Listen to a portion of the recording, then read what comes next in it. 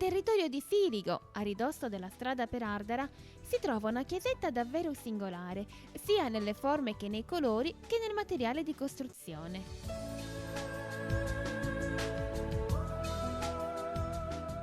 Nata in epoca bizantina, alla fine del VI secolo, sopra un edificio termale di età romana, la chiesa di Nostra Signora di Mesumundu, anche nota come Santa Maria di Bubalis, mantiene ancora ben evidenti le forme arrotondate e la pianta a croce, con corpo centrale rotondo e 4 corpi aggiunti tutti diversi tra loro, del suo periodo d'origine.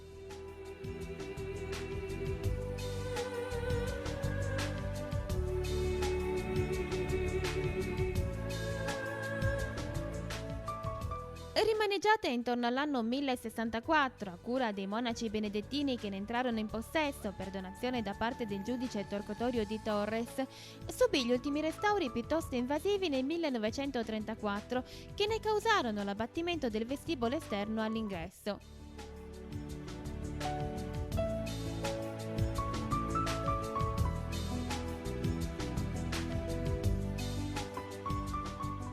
Appoggiata per una parete alle strutture delle vecchie terme romane, ricordano i mattoncini che la compongono e nel loro colore rosso acceso la tipologia costruttiva dell'epoca.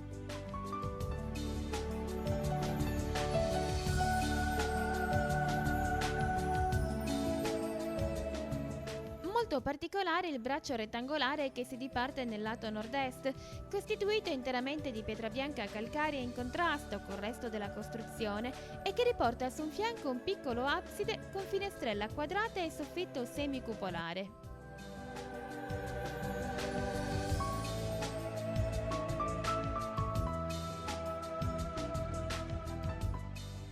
Un'altra finestrella, stavolta ad arco, si apre anche sul fondo di questa parete.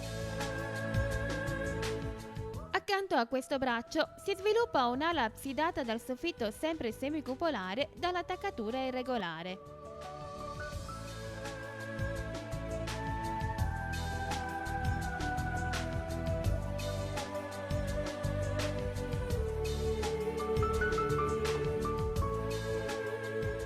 L'ingresso, semplicissimo, guadagnato sulla rotonda centrale, è sormontato da piccoli mattoncini disposti a raggiere in senso verticale verso il basso.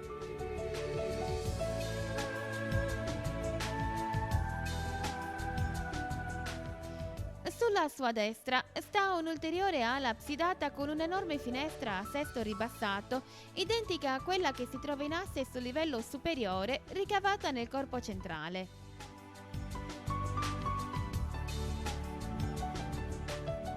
Un'altra finestra della stessa forma e dimensione rimane frontale a questa, in asse con quella del corpo aggiunto di cui parlavamo prima.